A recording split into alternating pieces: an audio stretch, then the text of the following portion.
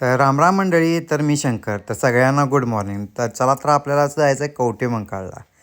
काय नाही, असंच किरकोळ कामासाठी जायचं होतं. तसंच जाऊया म्हणलं, जरा कवठेमंकाळच्या साईटवर बांधकाम किती झाले बघावं म्हणलं. तर बऱ्यापैकी झालं होतं बांधकाम. तिथून जाऊया म्हणलं घरी. तर आपल्यासोबत झाला एक पचका, कारण आपली गाडी झाली पंक्चर.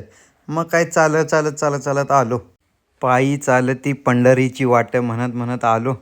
काय करायचं मग आता.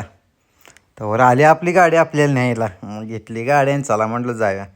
घरात येऊन बघतो तर आज सगळं भोगीचं चाललं होतं मंदिर. भोगीचा निवद दावून घेतला पटापट. सगळं व्यवस्थित मांडून वगैरे निवद दावला. निवद दावला की म्हटलं आता जरा जेवण करून घेऊया. मग आईनं काय जेवणच ताट केलं. मग जेवून घेतलं पहिला. पोट भरून असं होतं बघा, सगळं मिक्सिंग असते आज.